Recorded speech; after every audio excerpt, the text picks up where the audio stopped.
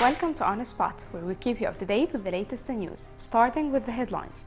Austrian president meets Pope Tawadros II. New Oklahoma tornadoes kill 9. Turkish protesters pack Taksim Square as police withdraw. The Ethiopian Renaissance Dam project raises concern among Egyptians.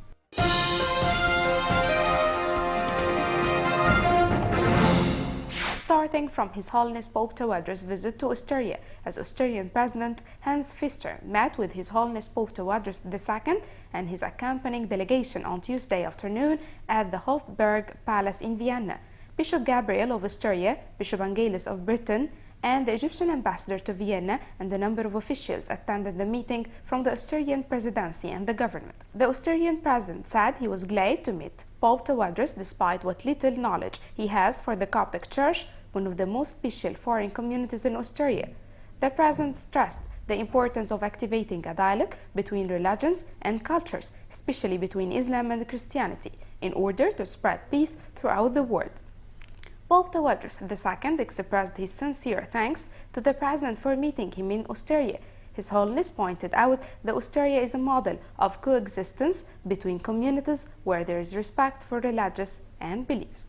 And from the Coptic Orthodox Church in Canada, where Stephen Harper, the Canadian Prime Minister, met His Grace Bishop Mina on the 29th of May to congratulate him on his appointment as Canada's first Coptic bishop. To the USA, a new series of tornadoes has swept through the U.S., Oklahoma, killing at least 9 people, including 2 children. The tornadoes struck near the Oklahoma City suburb of Moore, where 24 people were killed by a violent tornado nearly 2 weeks ago. The latest storm struck during Friday's evening rush hour, trapping many people in cars and causing traffic chaos. More than 60,000 homes lost power, and heavy rain has caused severe flooding. Many streets were inundated with up to 4 feet of water. Storms also swept through Missouri, where Governor Jay Nixon declared a state of emergency. The National Weather Service's Storm Prediction Center said that the severe weather was shifting eastward on Saturday towards Obue and the Mississippi River valleys. An Ontario air ambulance on its way to pick up a patient has crashed, killing 2 pilots and 2 paramedics. The helicopter went down on Friday night as it took off from Mososoni, an isolated community on Canada's James Bay. Orange, the province's air ambulance provider, said there was no indication of the cause of the accident. The Transportation Safety Board of Canada has sent investigators to the scene. Ontario Premier Kathleen Wynne said that she was devastated to learn of the deaths. They lost their lives ensuring the people of their province receive the help they need. She also added that their service and sacrifice will be honored and remembered. Prime Minister Stephen Harper tweeted his sympathies on Friday, condolences to the families of the 4 victims of the Northern Ontario air ambulance crash last night. U.S. Embassy staff hurt in Caracas strip club shooting. 2 U.S. Embassy officials have been injured in a shooting after a brawl at a nightclub in the Venezuelan capital, Caracas. The incident reportedly took place at the Ontala 2012 Club, a pole dancing bar in the Chacao neighborhood. The U.S. confirmed 2 of its embassy staff in Caracas was being treated for non-threatening injuries after an incident at some sort of social spot. And from Turkey, police in the Turkish city of Istanbul have pulled out of the square, which has become the focus of the largest anti-government protest in years. Thousands of people are in Taksim Square after days of unrest sparked by plans to redevelop nearby Gezi Park. In recent days, police have fired tear gas and water cannons several times to break up the demonstrations.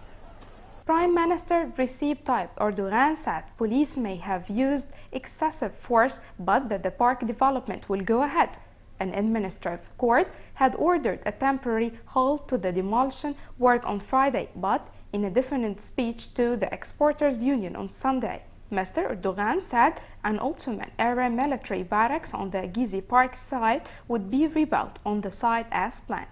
Referring to protesters' fears that the site was destined to be a shopping mall, he said one might be built on the ground floor or a city museum, but that this had not yet been decided.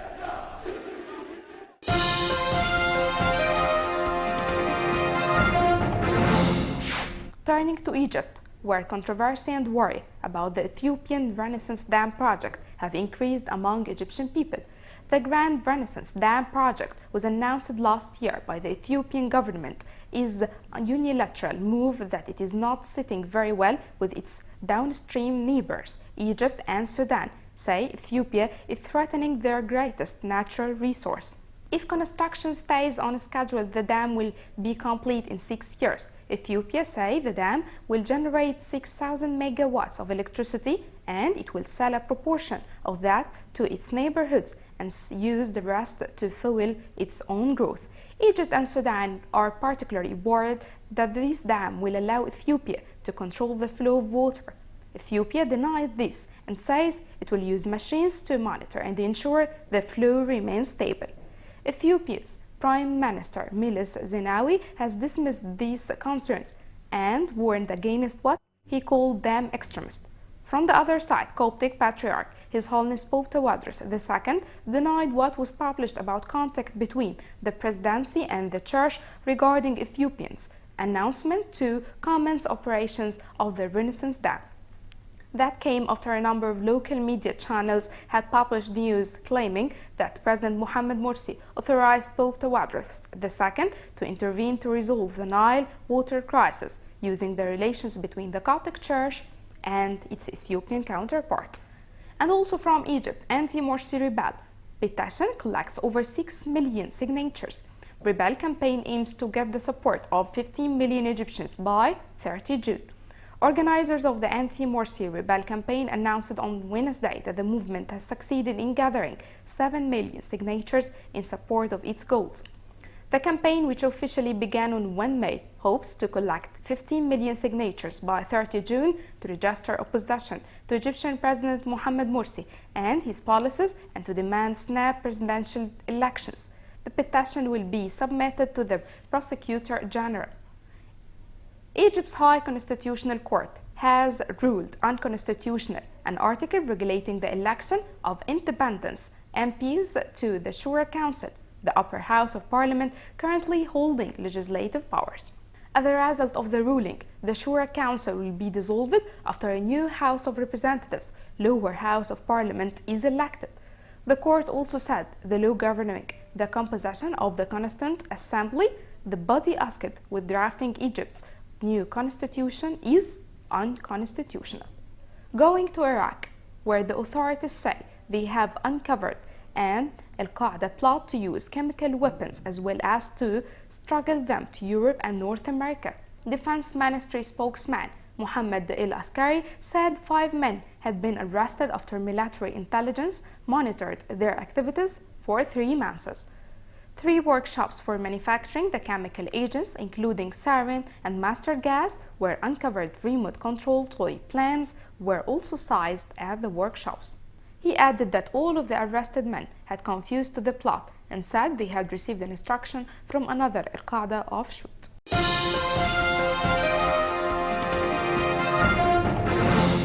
According to official figures, unemployment in the Eurozone has reached another record high. The seasonally adjusted rate for April was 12.2%, up from 12.1% of the month before. An extra 95,000 people were out of the work in the 17 countries that use the euro, taking the total of 19.38 million. Both Greece and Spain have jobless rates above 25%. The lowest unemployment rate is Austria at 4.9%. The European Commission's Statistics Office, Eurostat, said Germany had an unemployment rate of 5.4%, while Luxembourg's was 5.6%. The highest jobless rates are in Greece 27.0% in February 2013, Spain 26.8%, and Portugal 17.8%. In France, Europe's second largest economy, the number of jobless people rose to a new record high in April.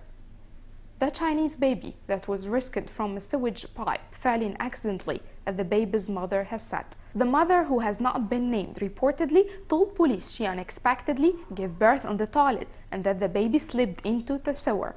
She is reported to have raised the initial alarm despite not admitting it was her baby until later. The baby is currently recovering in hospital after being cut free from the pipe in January.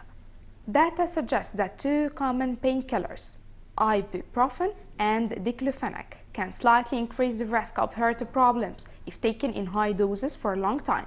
People with severe often take the drugs, which also calm inflammation, to go about daily life. The researchers said some patients would deem the risk acceptable, but they should be given the choice. A study published in The Lancet showed the drugs posed even greater risks for smokers and the overweight.